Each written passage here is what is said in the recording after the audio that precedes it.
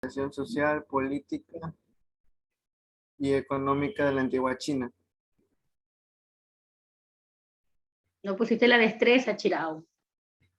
Me he olvidado, hermana. Una disculpa. La cultura política de China. La cultura política de China se formó en la época imperial, durante miles de años de desarrollo. Está estable en la cultura política tradicional. Se organizó un sistema estable de valores que se dispersó en todos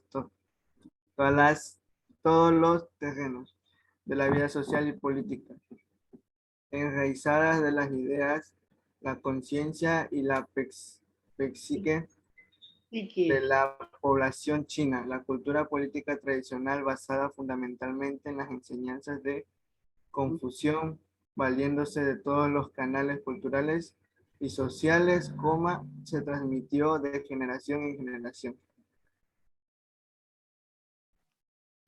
Organización económica de la antigua China. En la antigüedad, la economía china estaba basada en la agricultura, siendo sus principales cultivos el trigo, la cebada, el arroz, la cabaña de azúcar y el té. Con el desarrollo del país se introdujo el arado de hierro y técnicas de riego. El empleo de caballo como medio de transporte significó otro gran avance para la cultura china, ya que permitió una mejoría en las comunidades y facilitó el intercambio comercial. Gracias.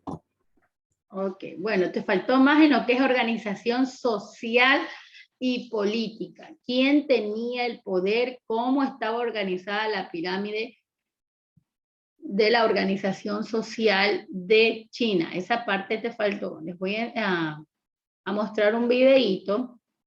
Ojalá que me pueda cargar, que les tengo sobre la antigua China. Esperen un ratito.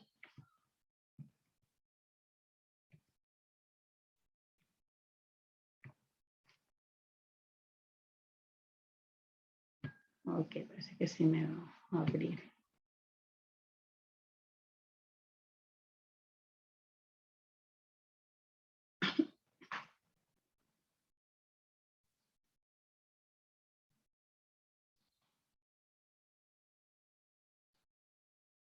Ok, sí se me va a abrir el video.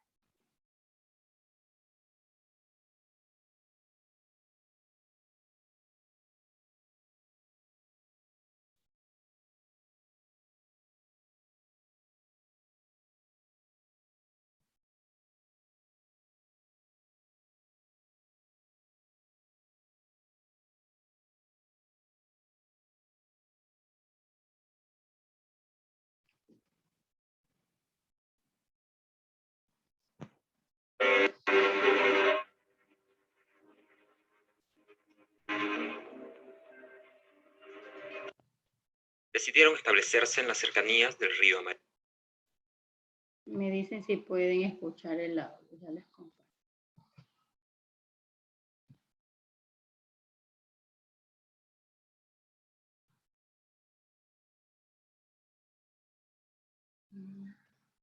Bueno, tengo un cuadernito para apuntar las cosas que más sobresalen en el video porque de él voy a hacer preguntas.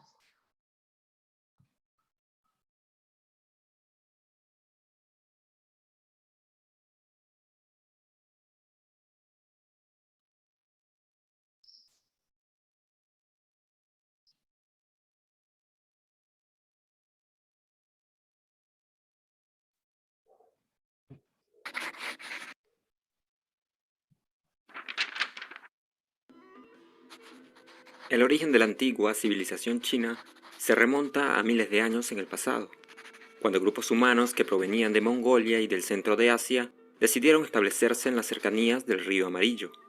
Desde allí, China se convertirá en una de las primeras y de las más importantes civilizaciones que lograron desarrollarse dentro del continente asiático.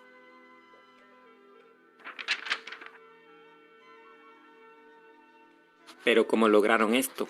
¿Cómo fue que llegó a formarse el Estado chino? Los primeros grupos humanos que habitaron lo que hoy es el territorio chino estaban organizados en clanes, dirigidos por un jefe de guerra. Estos originalmente vivían de la recolección y de la caza. Sin embargo, con el paso del tiempo, estas agrupaciones se fueron haciendo cada vez más complejas, a tal punto que llegaron a desarrollar la agricultura. Con la aparición de la agricultura, la sociedad se va a ir transformando. Va a aparecer la propiedad, se van a crear diferencias sociales, lo que tendrá como consecuencia que China se convierta en una sociedad de dinastías. ¿Pero qué es una sociedad de dinastías? Una sociedad de dinastías es una sociedad gobernada por una serie de reyes que pertenecen a una misma familia y que se mantendrán en el gobierno hasta el momento en que sean desplazados por una nueva familia.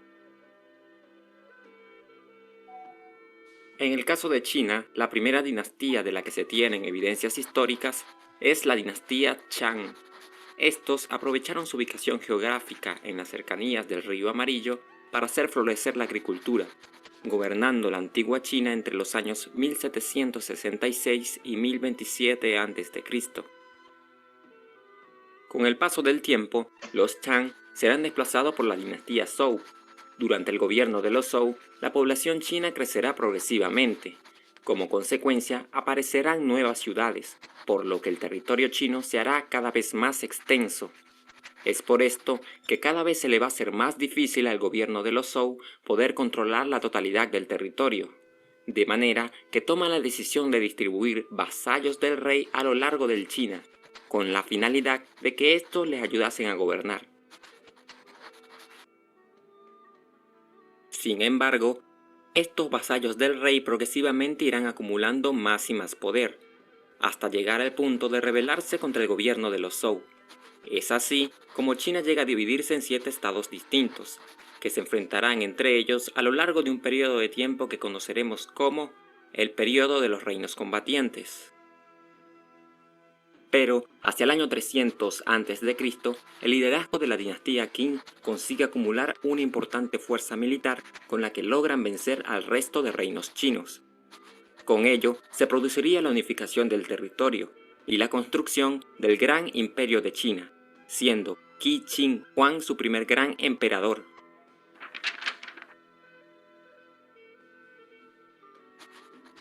El sistema político que prevaleció en la antigua China fue el de la monarquía dinástica. Como les mencioné, esta se basaba en la sucesión de reyes que pertenecían a una misma familia. Además, durante el imperio, el emperador era la figura política más importante, ejerciendo el poder supremo sobre el territorio, lo que significa que todas las decisiones relacionadas con el Estado eran tomadas por él. El emperador era visto como un representante de Dios en la tierra. Por ese motivo, a los gobernantes se les conocía como los hijos del cielo. Además, eran mantenidos por medio de los tributos que pagaban las clases menos privilegiadas.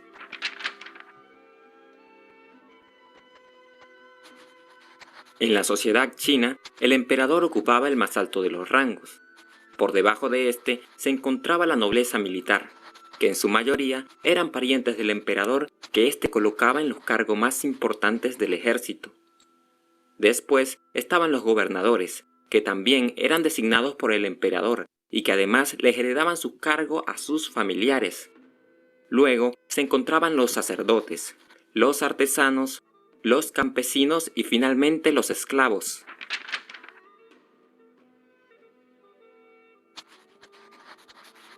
La principal actividad económica fue la agricultura, centrada sobre todo en la producción de trigo, cebada y arroz. Fue también importante el trabajo artesanal. Por su parte, el comercio era realizado de manera interna a través del trueque, es decir, del intercambio de productos. Además, ¿cómo se organizaban para realizar las actividades económicas? A diferencia de otras sociedades, en la antigua China los esclavos no se encargaban de trabajar la agricultura, sino que realizaban labores de servidumbre para la nobleza o para el Estado. En cambio, la agricultura era practicada por los campesinos, que al trabajar sobre tierras que eran propiedad del Estado, estaban obligados a entregarle una parte de la siembra a éste. Así que era responsabilidad del Estado organizar la economía en base a las necesidades del imperio.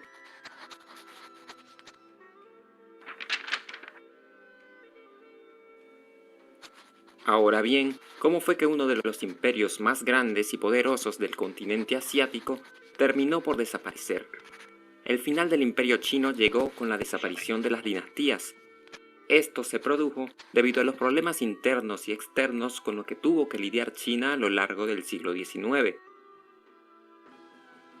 Durante este siglo, el mundo va a estar convulsionado por la expansión de los más poderosos países de Europa hacia otros territorios. Esta expansión la realizaban con la intención de crear redes de intercambio comercial con el resto del mundo, y además poder conseguir las materias primas necesarias para el crecimiento de sus industrias. En cambio, China era un país que no tenía relaciones comerciales con el resto del mundo, exceptuando las exportaciones de té que realizaban a los británicos. Por su parte, el Imperio Británico deseaba reducir los gastos que realizaban para esas importaciones. Es así como deciden comercializar opio dentro del territorio chino. Pero resulta que el opio es una sustancia que produce adicción. Por lo tanto, el Estado chino prohíbe su comercialización dentro de su territorio. Como consecuencia, se produce un conflicto de intereses entre el Imperio chino y el Imperio británico, dando como resultado el estallido de una guerra en el año 1840, conocida como la Guerra del Opio. Este conflicto se va a extender por 2 años y va a finalizar con la firma del Tratado de Nankín. En este tratado se cedía la ciudad de Hong Kong a Gran Bretaña y se establecía la apertura de varias ciudades al comercio internacional. Tiempo después, estalla una nueva guerra del opio, que trae consigo la firma de un nuevo tratado que va a resultar muy ventajoso para las potencias europeas. Mientras todo esto sucedía, dentro de China existe un descontento social en una parte de la población, debido a las pérdidas que había sufrido el imperio a manos de los europeos. Además de esto, se comienzan a formar liderazgos políticos que van a plantear la necesidad de modernizar China, es decir, de cambiar su sistema político y acelerar el crecimiento de su industria. Ok, chicos. Pudimos ver cómo empezó esa gran civilización, luego se convierte en un imperio y al final cae. Número 1, crisis interna, la gente descontenta. Bueno, en sí, vamos a las preguntas. En la antigua China, ¿verdad? Porque solo nos toca este año trabajar la antigua China, existieron las dinastías. ¿Qué eran las dinastías? ¿Cuántas dinastías aparecen en la antigua China? Nombre de cada una de las dinastías y en qué dinastía ya se convierte en imperio. La pregunta número 1, ¿qué es una dinastía? Ganamos.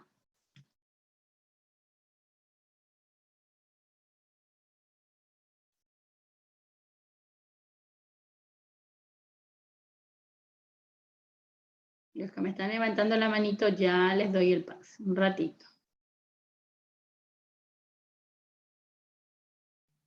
No se olviden de su asistencia.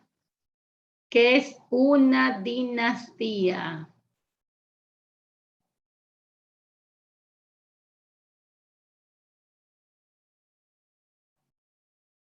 Bueno, continúo.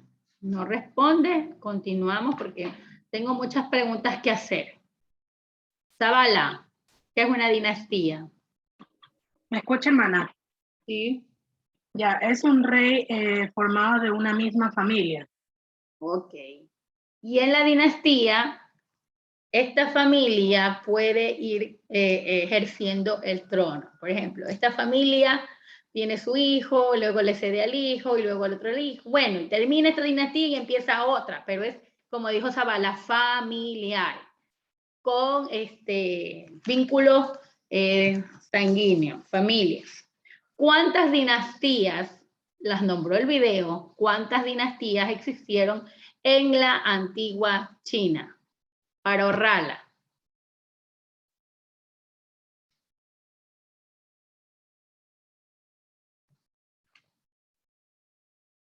Para ahorrarla. No notes, hermano. Tengo problemas con no notes. ¿Cuántas dinastías, Valeria? Eran 5 dinastías. ¿5 dinastías? ¿En serio? Sí. Bueno, Las ya. 5 dinastías son las siguientes. Dice. A ver, dímelas. Lian, San, Yin, Han y Zhou. Son las que Escúchame. eran las... Solo las antiguas, no estoy hablando las del imperio. Solo las antiguas, nada más. Solo nosotros nos vamos a dedicar a la antigua China. Intriago, ¿cuáles eran esas dinastías? Eran 7 dinastías. Era la dinastía Zhao, Yang. En Qin. general. 7, eran 7. Ya, pero solo estamos hablando de la antigua. Por De eso. las que nombró el video. Las que nombró el Sí. video, nada más. Esas son de las antiguas, antes de ser imperio. Ah, ¿Cuántas nombró? no sé. 3 nombró. Escobar. Esas son las antiguas. Nosotros estamos en la antigua China, cuando recién empezó la cosa. Dime, Escobar. Primero nombró la Shang, luego La nombró Shang. la Xuan y luego La Xuan. y Qin Y la Queen. Qin. Sí, que esa fue la última de la civilización antigua. A partir de esta ya surge, gracias a este último emperador de la civilización antigua, ya él quiere unificar. Y esa va a ser mi otra pregunta. ¿En qué dinastía se divide la civilización china? ¿En qué dinastía se divide la civilización china? La pregunta es para Domínguez. ¿En qué dinastía se divide?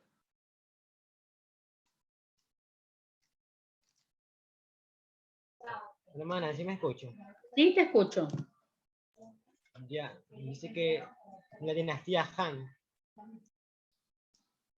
La dinastía Han. Pero nosotros no nombramos dinastía Han.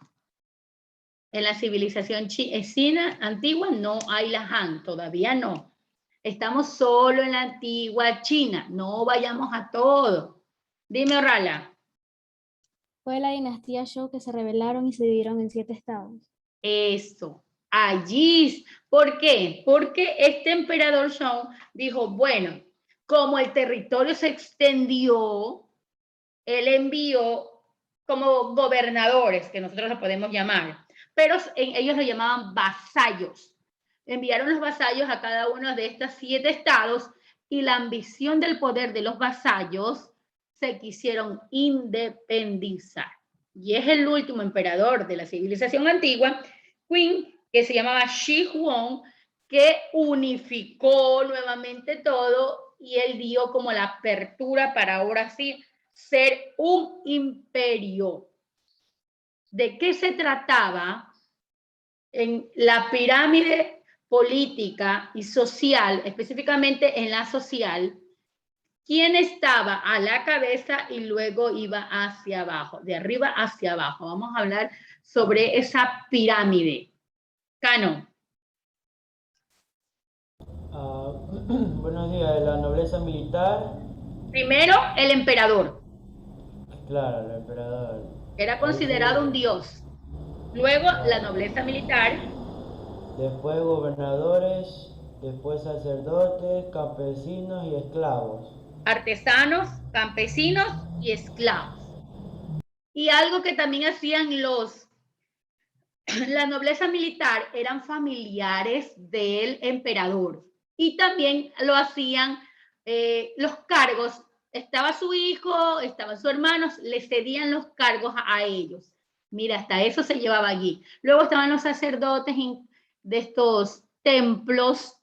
Ellos practicaban, allí dijeron que practicaban, más que una religión, es una filosofía de un personaje en particular que lo nombraron allí.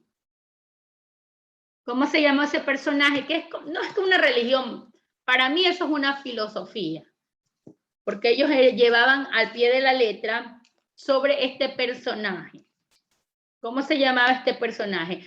Que en India puede ser Mahoma, en los cristianos dicen que es Jesucristo, pero en la civilización china tiene un nombre, y el video lo nombró, le dio su nombre. ¿Cuál era, Niurka? La filosofía ¿De quién? Buenos días, hermana. No recuerdo, solo recuerdo que decía que los gobernadores eran considerados como los hijos del cielo. Ajá, así los consideraban. Dime, Goyes. No, era lo que dijo Niurka. Ok, pero ellos se guiaban por alguien. ¿Cómo se llamaba ese puede ser hasta profeta, bueno, pero además era una filosofía. ¿Cómo se llamaba Escobar? No era Buda, budismo. No. Eso luego aparece, pero Confucio. En el video sí lo escucharon, que ellos se guiaban por la filosofía de Confucio, hacer el bien a todos, estar en armonía con la naturaleza. Eso también lo vamos a ver más adelante con lo que es religión de China. Ok, continuamos. Otras preguntitas que tengo aquí. Ya. Ok. ¿Por qué empezó la caída del Imperio Chino?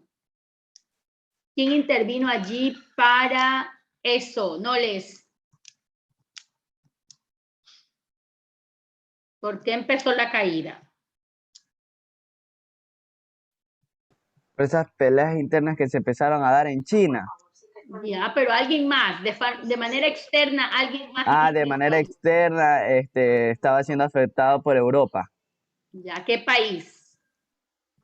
Exactamente no me acuerdo qué país, solo me acuerdo que estaban explicando de que Europa lo estaba afectando y que por eso más las guerras internas empezó ahí como el caos a desatarse, por decirlo así, en China. Ok, Carranza, ¿cuál fue ese país? Yo les di el año pasado en sociales. ¿Cuál fue el país que molestó y por algo a China?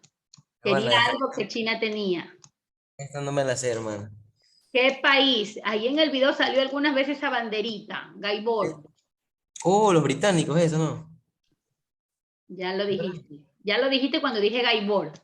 Y ya Gaibor iba a contestar. Así es, Gran Bretaña tenía intercambios. Gaibor, que era lo único, porque China, la antigua China, no tenía comercio internacional, pero con Gran Bretaña a ellos le vendía algo. ¿Qué les vendía, Gaibor? Lo que tomamos también en nuestras casas. Estoy leyendo. Que era lo único que tenían como comercio con... No. El té, nada más. Ya lo están escribiendo aquí. Ok, solo el té. Pero luego se dio lo del opio que están escribiendo. Pero en China eso era ilegal. ¿Ya se acordaron del año pasado? Recuerden que hubo la guerra del opio con China. Ya se acuerdan, a partir de la Primera Guerra Mundial, porque lo utilizaban para morfina para los heridos de guerra y también para que se drogaran, pues, ¿no? Porque eso es una droga, para estar atentos a los combates. Bueno, pero ahora sí, mire con esos tratados que se dan, Gran Bretaña sale ganando, Europa en general, porque ahora China se ve obligado a hacer intercambios comerciales con Europa. Y eso es lo que no quería el pueblo chino. Ellos siempre fueron independientes. Y con estos dos tratados que se firmaron, ahora se vean obligados. Y en el segundo tratado fue nefasto. ¿Por qué fue nefasto? Porque ahora sí, los que salían ganando casi en el 90% eran los europeos. Así que el opio tenía que ser comercializado. Y el pueblo estaba en contra ya de las dinastías, estaba cansado de que todo el beneficio era para la dinastía y el pueblo seguía en la pobreza. Ok, chicos, tengo un cuestionario que se los voy a dar, usted lo va a resolver y el primer día de clase, creo que el jueves lo voy a revisar en vivo. ¿Ya? Ese cuestionario es para tomarle una evaluación. No la próxima semana, porque usted ya viene cansadito de su feriado, pero sí para dentro de 2 semanas la evaluación de lo que hemos visto de Egipto. Así que tiene tiempo